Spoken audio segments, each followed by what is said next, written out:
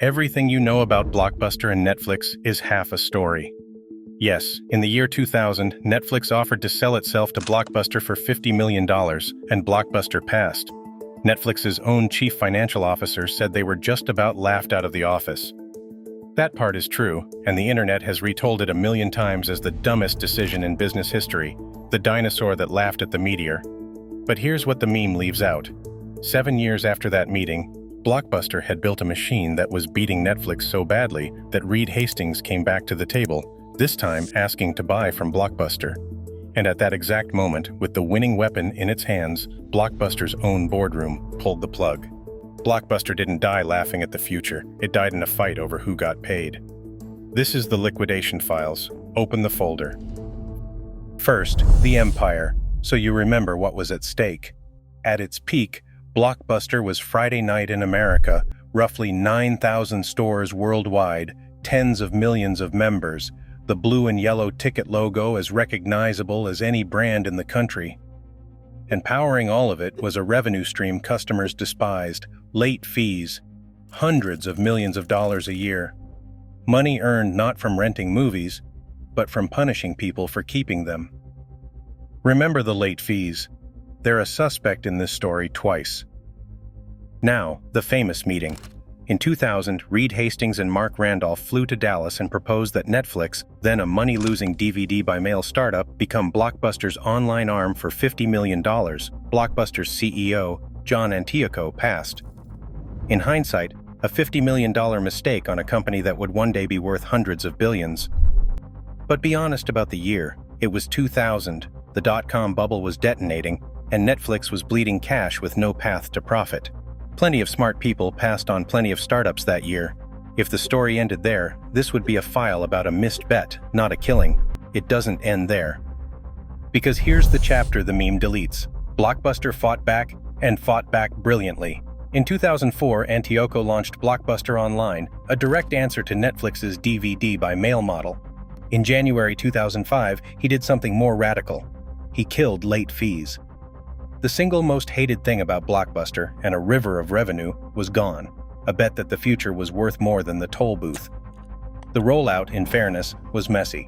The fine print still charged customers the full price of unreturned movies, more than 40 states sued over the advertising, and Blockbuster settled with refunds. Sloppy execution of the right idea. But the right idea. Then, in 2006, came the masterstroke. Total access. Rent a DVD online, return it to any Blockbuster store, and get a free rental on the spot.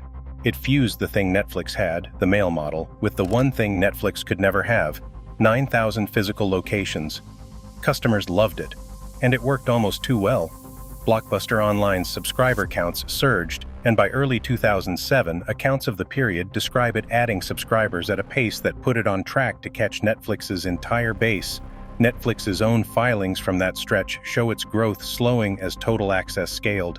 Here is where the story inverts completely. In 2007, Reed Hastings, the man who had been laughed out of Dallas 7 years earlier, approached Blockbuster again. This time, he was not selling. According to multiple accounts of the period, Hastings proposed buying Blockbuster's online business. The disruptor was trying to buy its way out of being disrupted. Whatever the meme says, in 2007 the scoreboard said Blockbuster was winning. So why is there exactly one Blockbuster store left on Earth?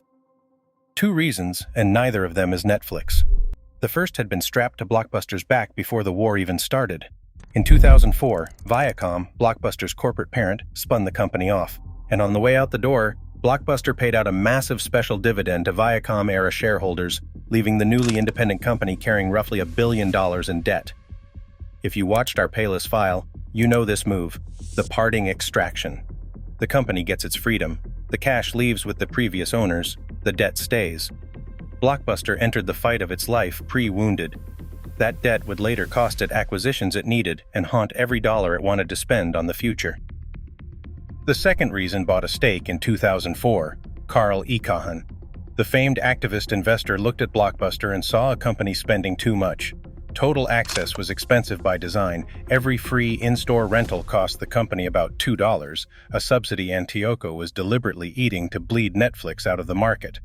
Netflix, running out of runway against a competitor with stores, could only wait and hope Blockbuster's investors blinked first. Icahn blinked for them.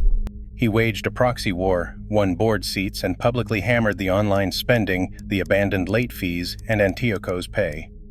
Through 2006, it escalated into an open feud, and the breaking point, the thing that actually decided the streaming wars, was almost comically small: a dispute over Antioco's bonus. The chief executive officer and the board fought over his compensation package, and by July 2007, Antioco negotiated his exit and walked.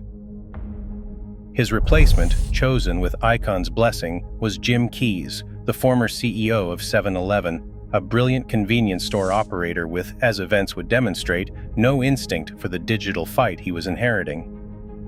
Keyes rejected Hastings' proposal, cut funding for the online business, raised its prices, killed the free rental engine at the heart of Total Access, and pointed the company back toward its stores. He even said the quiet part out loud, in a quote that belongs in a museum. "I've been frankly confused by this fascination that everybody has with Netflix." In 2010, Blockbuster brought back late fees, the toll booth rebuilt on a road nobody drove anymore. You know the rest. The 2008 financial crisis made $1 billion of debt unsurvivable for a shrinking retailer. In September 2010, Blockbuster filed for bankruptcy, the same year Netflix crossed 20 million subscribers and went all in on streaming.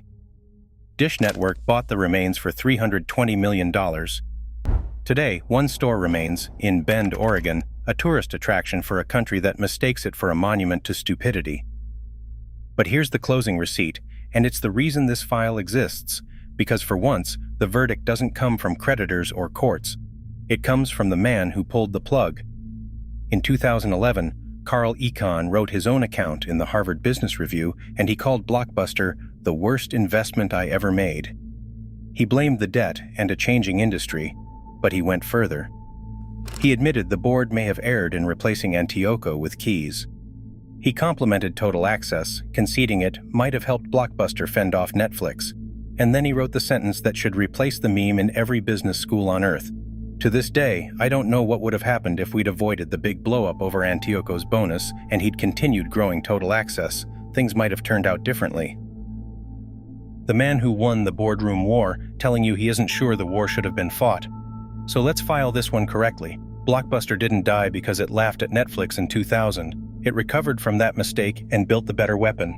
It died because it went into battle carrying $1 billion of someone else's dividend, and because at the decisive moment, the people with the power measured the war in quarterly losses and executive bonuses instead of years and outcomes. The meme says Blockbuster couldn't see the future. The record says it saw the future, built the future, was winning the future, and sold it for a bonus dispute. Netflix didn't beat Blockbuster. Blockbuster's own shareholders did, and the biggest one signed the confession. The companies in our files keep dying the same way, not from the disruption on the outside, but from the extraction on the inside.